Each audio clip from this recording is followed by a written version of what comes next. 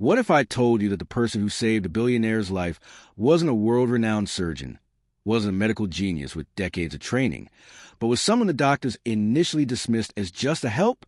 Have you ever been in a situation where you noticed something important that everyone else missed? Where your voice was the smallest in the room, but your observation was the most crucial? This is exactly what happened to one quiet woman, whose courage changed everything. In the sterile halls of America's most elite hospital, where million-dollar medical equipment hummed and the country's top doctors worked frantically, it was a humble maid who held the key to saving a dying billionaire. But here's what will shock you. The doctors almost didn't listen to her. Robert Langston was a name that commanded respect across boardrooms in New York, London, and Tokyo. His industrial empire stretched across continents, employing hundreds of thousands, generating billions in revenue annually. This was a man who had built skyscrapers that touched the clouds, negotiated deals that shaped entire economies, and whose single decision could make or break companies overnight. But on that Tuesday morning in March, none of his wealth, power, or influence could save him from what was happening inside his own body. The stroke hit without warning. One moment Robert was reviewing quarterly reports in his penthouse office. The next he was collapsing behind his mahogany desk. His iron was suddenly powerless against his failing biology. Within minutes, his personal security team had rushed him to Manhattan Presbyterian Hospital, the nation's most prestigious medical facility. The emergency room exploded into controlled chaos. Elite physicians, the kind who typically treated presidents and prime ministers, assembled around Robert's unconscious form. Machines beeped urgently. Monitors flashed critical readings, and a team of specialists began the desperate fight to save his life. His family gathered in the waiting room, their faces etched with fear. His wife clutched her phone, making calls to medical experts around the world. His children canceled international flights to rush to his bedside. Everyone who mattered in Robert's world was mobilizing every resource, calling in every favor. But there was one person in that hospital whose presence barely registered on anyone's radar. Someone whose voice had never been heard in corporate meetings, whose opinion had never been solicited in crisis situations, whose very existence was often invisible to the powerful people around her. Clarice Jenkins had been Robert's family maid for over 15 years. She had accompanied him to the hospital, as she always did during medical appointments, carrying his medication list, knowing his allergies, understanding the subtle signs of his discomfort better than anyone. If stories of unexpected heroes inspire you, hit that like button, because this one will stay with you long after the video ends. Little did anyone know that this quiet woman, overlooked by everyone in that gleaming hospital, was about to become the most important person in the room. To understand the magnitude of what was happening that day, you need to know exactly who Robert Langston was. This wasn't just any wealthy businessman lying unconscious in that hospital bed. This was a titan of industry whose decisions affected global markets. Robert had built his fortune from nothing. Starting with a single steel mill in Pittsburgh 40 years ago, he had transformed a modest family business into Langston Industries, a conglomerate that manufactured everything from airplane parts to medical devices. His factories operated on 4 continents. His shipping fleets crossed every ocean. When Robert Langston spoke, world leaders listened. The man was legendary for his work ethic. 18-hour days were routine. He had closed billion-dollar deals from hospital rooms before, conducted board meetings from private jets, and once famously negotiated a merger while climbing Mount Kilimanjaro. His employees both revered and feared him. He demanded excellence and had no patience for excuses. But that Tuesday morning, all of Robert's legendary determination meant nothing. The stroke had been massive, affecting multiple areas of his brain. By the time he reached Manhattan Presbyterian, his condition was critical. His blood pressure had plummeted dangerously low. His breathing was irregular. The preliminary scan showed extensive brain damage. Dr. Harrison Mitchell, the hospital's chief of neurology, assembled a team that read like a medical who's who. Dr. Patricia Wells, cardiovascular specialist, had pioneered 3 groundbreaking heart procedures. Dr. James Rodriguez, the intensive care director, had saved more critical patients than anyone in the state. Dr. Lisa Park, the hospital's top stroke specialist, had been flown in from her vacation in Switzerland. These weren't ordinary doctors. Each one commanded fees that most people couldn't earn in a lifetime. They had trained at Harvard, Johns Hopkins, Mayo Clinic. Their expertise was so specialized that hospitals worldwide competed to recruit them. If anyone could save Robert Langston, it was this team. The medical bay transformed into something resembling a high-tech command center. Monitors displayed real-time brain activity, heart rhythms, oxygen levels, blood chemistry. Machines worth millions of dollars hummed constantly, providing life support. Nurses moved with practiced efficiency, adjusting medications, checking vitals, coordinating with specialists. Robert's family maintained their vigil in the VIP waiting area. His wife, Margaret, hadn't left the hospital since his arrival. She paced constantly, her designer heels clicking against marble floors, her phone buzzing with calls from business associates, government officials, and medical experts offering advice. Their son, Richard, had flown in from London, abandoning a crucial merger negotiation. Their daughter, Jennifer, had left her law firm's biggest case to be there. The weight of Robert's condition extended far beyond family concerns. Stock prices for Langston Industries fluctuated with each medical update. 3 different governments had called offering state-of-the-art medical facilities. The president's personal physician had volunteered to consult.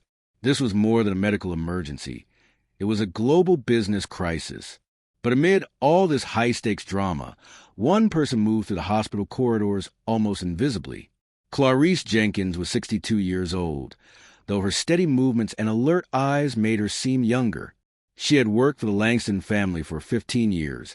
Ever since her husband's death had left her needing stable employment. What started as temporary housekeeping had evolved into something much more comprehensive. Clarice knew Robert's routines better than his own secretary. She knew he took his blood pressure medication with breakfast, never lunch. She knew the specific way he rubbed his left temple when stress headaches were starting. She knew that when he claimed to feel fine, but walked slightly more slowly than usual, something was wrong with his circulation. Skipped meals during stressful periods. She tracked his sleep patterns, knew when late-night phone calls had kept him awake. She had quietly adjusted his daily schedule dozens of times to accommodate his body's needs, often without him realizing it. The other staff members, the drivers, security personnel, personal assistants, respected Clarice's observations. They had learned that when she expressed concern about Robert's well-being, they should pay attention. She had prevented several minor medical incidents simply by noticing changes in his behavior and suggesting he see his doctor. But hospital staff didn't know any of this history. To them, Clarice was simply part of the family's domestic help. She wore simple clothing, spoke softly, and stayed out of the way. In a building full of medical professionals with advanced degrees and prestigious credentials, she was practically furniture. The doctors acknowledged her presence with polite nods, nothing more. The nurses occasionally asked her to step aside during procedures. The administrative staff treated her courteously, but distantly. Nobody thought to ask her opinion about Robert's condition or medical history. This institutional blindness to Clarice's expertise would prove to be a nearly fatal mistake. Drop a comment if you ever felt overlooked despite having something important to say, because what happens next shows exactly why every voice matters. The machines surrounding Robert continued their urgent beeping, but something was changing in his condition that the sophisticated medical equipment couldn't detect. Something that required a different kind of expertise altogether. By hour 36 of Robert's hospitalization, the medical team was facing a disturbing reality. Despite their best efforts, his condition wasn't improving. If anything, subtle signs suggested he was getting worse. Dr. Mitchell reviewed the latest test results with growing frustration. The brain scan showed the expected stroke damage, but Robert's overall decline seemed disproportionate to what they were seeing. His blood oxygen levels kept fluctuating unpredictably. His heart rate would spike without apparent cause, only to drop again minutes later. "We're missing something," Dr. Wells muttered during the morning briefing. "These readings don't align with a typical stroke recovery pattern." The team ordered additional tests. More blood work. Another MRI. Extended cardiac monitoring. Each test consumed precious hours while Robert's condition remained precarious. The family grew increasingly anxious as medical explanations became more complex and less reassuring. Throughout these frantic medical consultations, Clarice maintained her quiet presence. She had positioned herself in a corner chair of Robert's room, close enough to observe but far enough to stay out of the way. The nursing staff had grown accustomed to her being there. She never interfered, never asked questions, simply watched. But Clarice was doing more than watching. She was applying 15 years of accumulated knowledge about Robert's body and its patterns. On Wednesday evening, as Dr. Rodriguez conducted his rounds, Clarice noticed something that made her stomach tighten with concern. Robert's breathing had developed a subtle rhythm that she recognized, not from medical training, but from years of careful observation. It was the same irregular pattern she had noticed 3 months earlier when Robert had complained of chest discomfort after a particularly stressful board meeting. The same shallow, slightly labored quality she had observed when he'd had pneumonia 2 years ago, though much more subtle this time. But there was something else, something that troubled her even more. Robert's left leg had begun to show a faint swelling around the ankle, barely noticeable unless you knew exactly how his legs normally looked. Clarice had helped Robert with his socks and shoes countless times. She knew the exact contours of his feet and ankles. This swelling was new, and it was getting worse. More concerning was a slight discoloration she noticed on his left calf when the nurses turned him during routine care.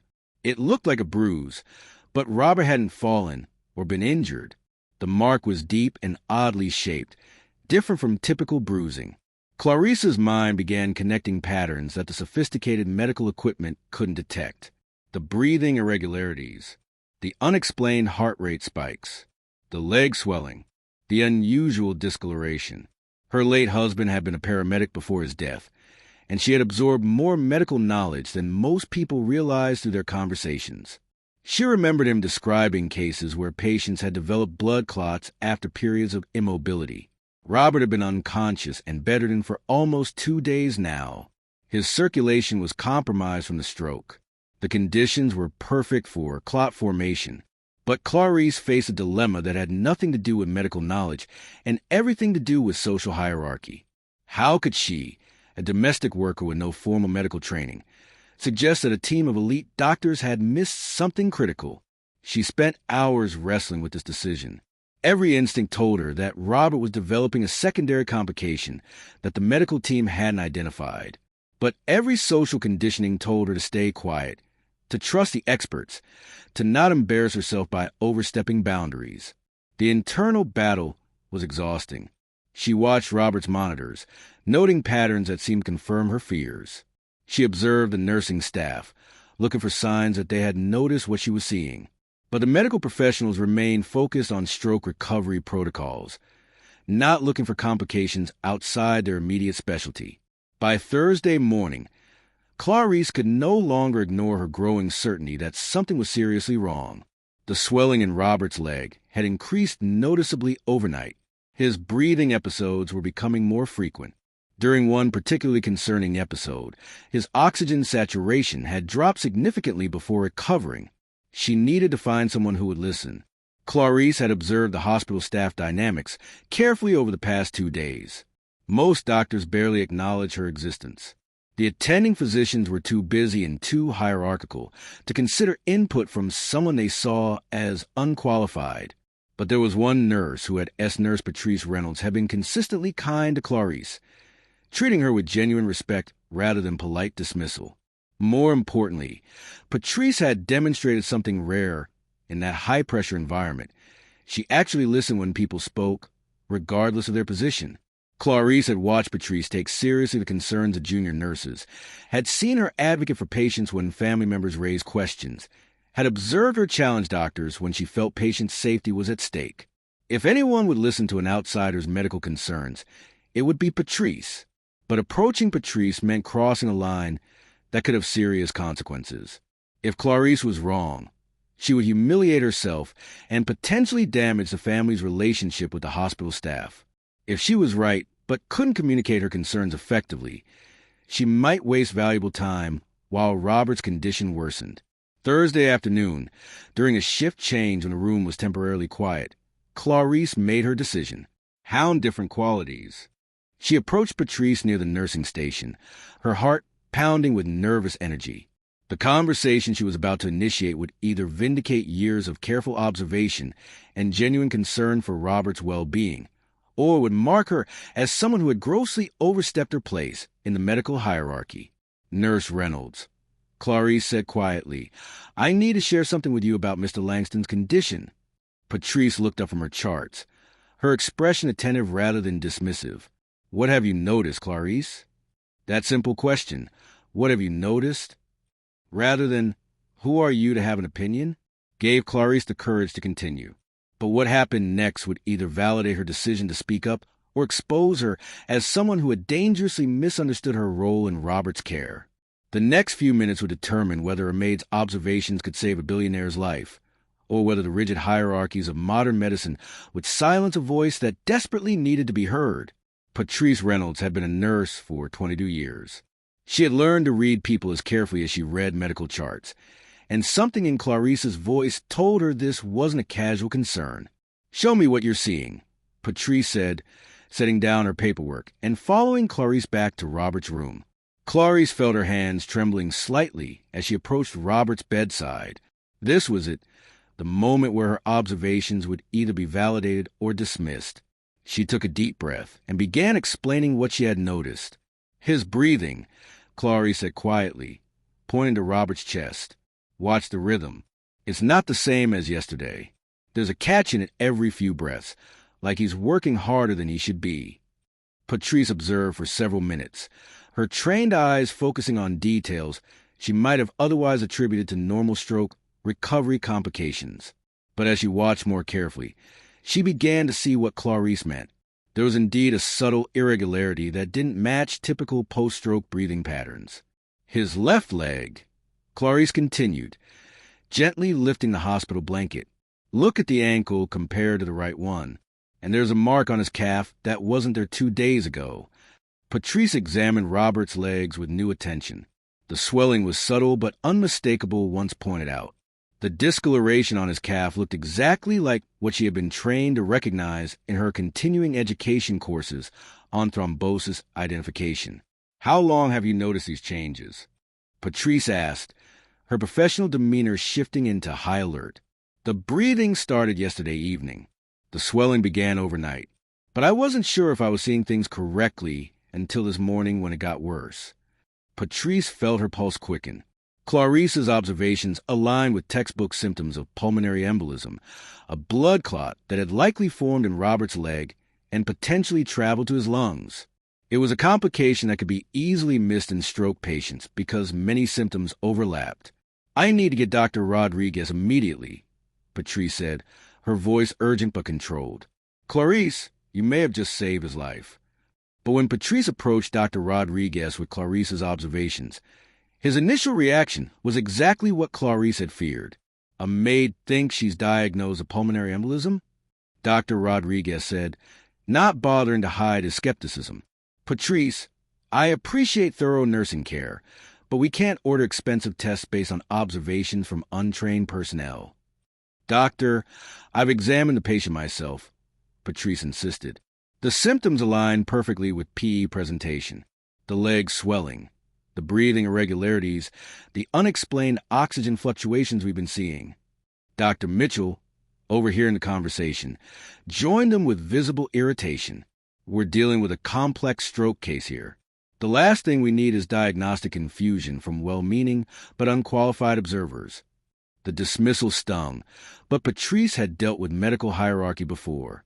She knew that persistence, not confrontation, would serve Robert best. "What if we're wrong?" she pressed. "What if there's a P and we miss it because we didn't investigate? The family specifically brought her because she knows his medical patterns better than anyone." Dr. Wells, who had been reviewing Robert's latest blood work nearby, looked up with interest. "What specific symptoms are we talking about?" Patrice seized the opportunity, carefully describing Clarice's observations and her own subsequent examination findings.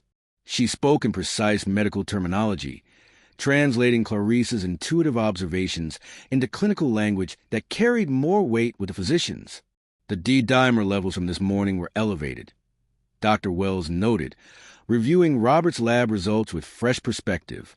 We attributed that to the stroke, but combined with these physical findings, Dr. Rodriguez remained skeptical, but Dr. Wells was already moving toward Robert's room. It would take 15 minutes to get a CT pulmonary angiogram. If there's even a chance of PE, we need to rule it out immediately. The next hour moved with controlled urgency. Robert was prepped for emergency imaging, while his family was informed that additional tests were necessary. Margaret Langston demanded explanations that the doctors couldn't fully provide without admitting they had potentially missed a critical diagnosis. Clarice waited in the hallway during the imaging procedure. Her stomach knotted with anxiety. She had set events in motion that could either save Robert's life or expose her as someone who had created chaos based on incomplete understanding. When Dr. Wells emerged from reviewing the CT scan results, her expression was grave. Massive pulmonary embolism, she announced to the assembled team. Multiple clots in both lungs. How do we miss this? The room fell silent as the implications sank in. Robert had been hours, perhaps minutes, away from a potentially fatal cardiac event.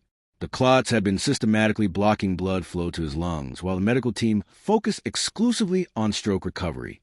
"We need to move immediately," Dr. Mitchell said, his earlier dismissiveness replaced by urgent professionalism. "Get him to surgery. Prep for emergency embolectomy. Start him on anticoagulants immediately." Dr. Rodriguez approached Patrice with an expression that mixed professional respect with personal humility. "How did the maid know to look for this when we didn't?" "She's been watching him for 15 years, Patrice replied. "She knows his normal better than our most sophisticated monitors." The surgical team assembled with remarkable speed. Dr. Helen Chong, the hospital's top vascular surgeon, was called in from her dinner plans. The operating room was prepped for an emergency procedure that would either remove the life-threatening clots or cost Robert his life. If you're on the edge of your seat right now, make sure you're subscribed because stories like this are what we're all about, ordinary people doing extraordinary things when it matters most. As Robert was wheeled toward surgery, Clarice caught a glimpse of his unconscious face through the surgical suite doors. The man who had commanded boardrooms and influenced governments was now completely dependent on the medical team's skill and the timing of her observation. The surgery would be incredibly complex. The clots had to be removed without causing additional bleeding in a patient whose brain was already damaged from stroke. The anticoagulation therapy needed to dissolve remaining clots without triggering catastrophic hemorrhaging. Dr. Chong estimated the procedure would take 4 to 6 hours. Success would mean Robert had a fighting chance at recovery.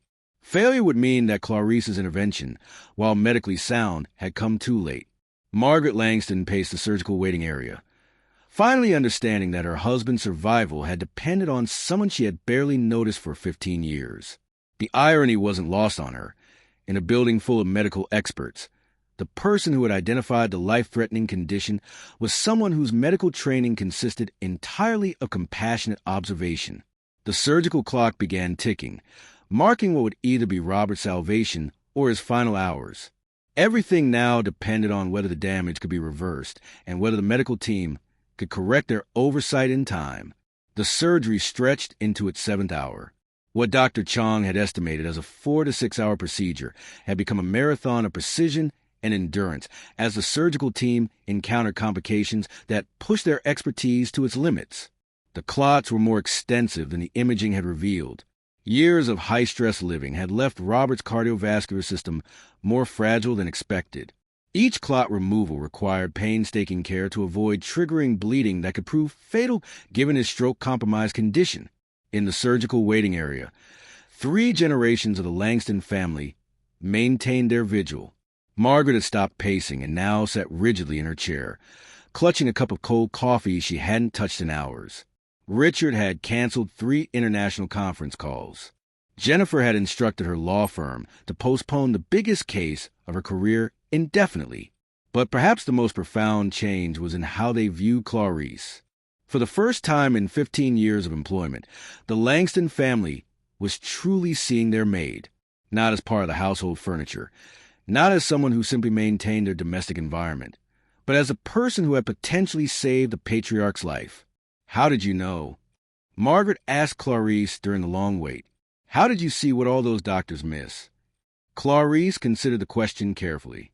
I think it's because I see Mr. Langston as a whole person, not just a medical case. When you know someone's normal pattern for 15 years, you notice when things change, even slightly.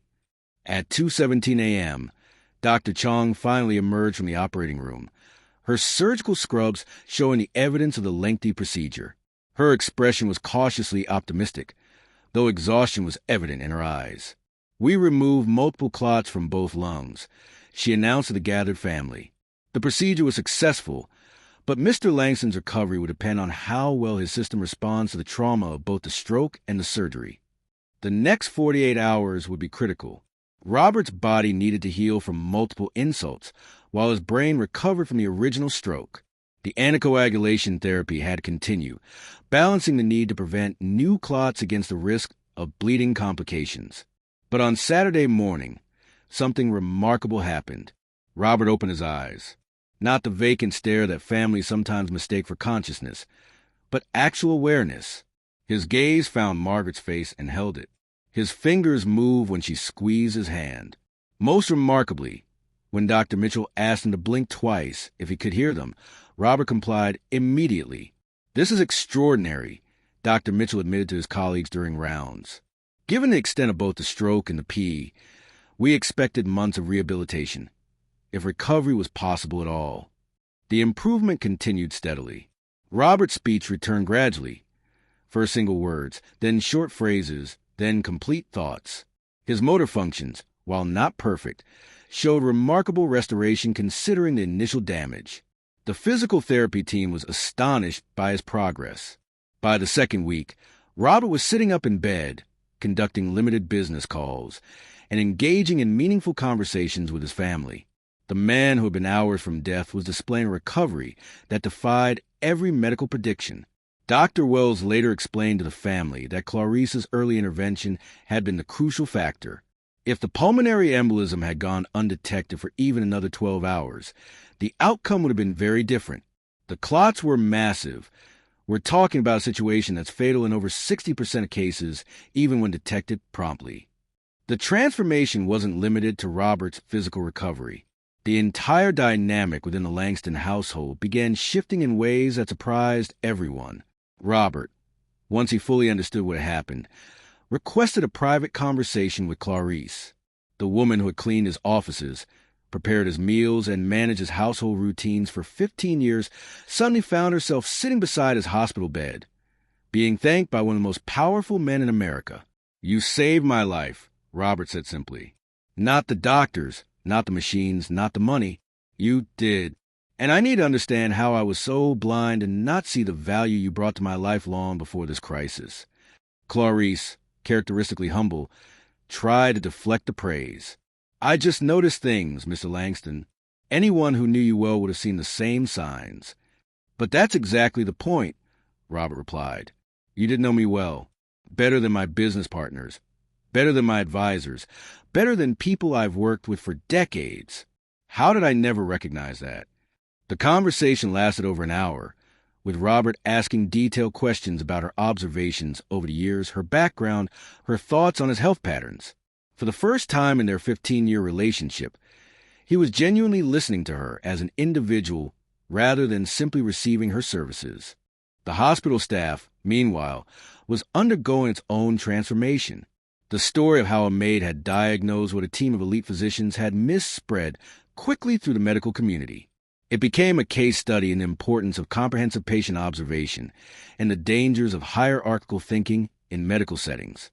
Dr. Rodriguez, who had initially dismissed Clarice's concerns, used the incident as a teaching moment for residents and medical students. This case reminds us that valuable medical information can come from unexpected sources. Our job is to evaluate all observations objectively, regardless of who makes them. Nurse Patrice Reynolds was recognized by the hospital administration for her advocacy and willingness to challenge medical hierarchy when patient safety was at stake. But she consistently credited Clarice as the real hero of the situation. The story began attracting attention beyond the hospital walls. Medical journals requested case studies. Patient advocacy groups cited it as an example of why hospitals should value input from all caregivers, not just licensed professionals. But perhaps the most significant change was in Robert himself. The near-death experience had fundamentally altered his perspective on what mattered in life. The man who had once measured success purely in terms of business metrics was beginning to understand the value of human relationships and genuine care. 3 weeks after his surgery, as Robert prepared for discharge, he made an announcement that shocked his family and business associates. Clarice Jenkins will be joining Langston Industries as Director of Employee Wellness, responsible for developing programs that recognize and value the observational skills and caring insights of all employees, regardless of their formal job descriptions. If Clarice can save my life by paying attention to details that trained professionals missed, Robert explained to his incredulous board of directors, we need to ask ourselves what other valuable insights we're missing by not listening to the people who actually know our operations intimately. The transformation was complete. A Maid had not only saved a billionaire's life, but had fundamentally changed how an entire organization thought about the value of human observation, intuition, and care. What happened in that hospital room goes far beyond a single medical emergency. Clarice Jenkins' story reveals fundamental truths about human nature, organizational blindness, and the dangerous assumptions we make about expertise and value. The most striking lesson is how expertise comes in forms we don't always recognize. Clarice possessed something that no medical degree could provide: intimate, long-term knowledge of one specific person's patterns. While the doctors had vast general knowledge about strokes and recovery, Clarice had deep, particular knowledge about Robert Langston's body and its signals. This highlights a crucial blind spot in how we evaluate competence. We often assume that formal credentials automatically trump experiential knowledge, but Clarice's story proves this assumption can be literally fatal. Her 15 years of daily observation had created a database of information about Robert that was more detailed and nuanced than any medical chart. Think about your own life. Who knows you best?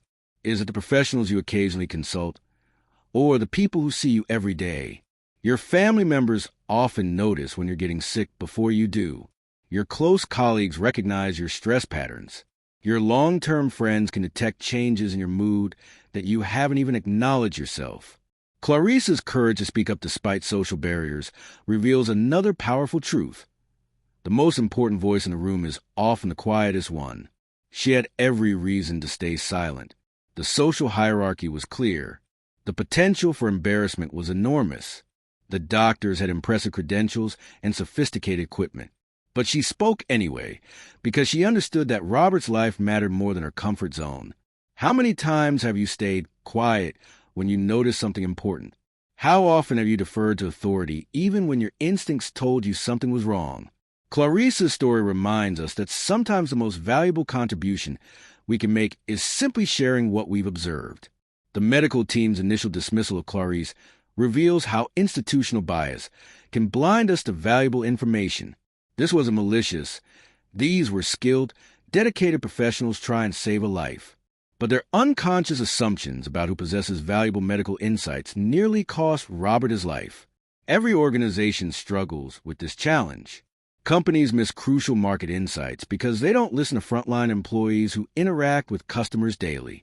Schools overlook behavioral patterns because they don't value input from custodians and cafeteria workers who see students in different contexts. Governments make policy mistakes because they dismiss observations from community members who lack formal political credentials. The solution isn't to abandon expertise or ignore professional training. The lesson is that expertise comes from multiple sources, and wise organizations create systems that capture insights from all levels. Robert's transformation after his recovery illustrates another profound truth. Proximity to death can clarify what really matters in life. The man who had measured success purely through business metrics suddenly understood the value of human connection and genuine care.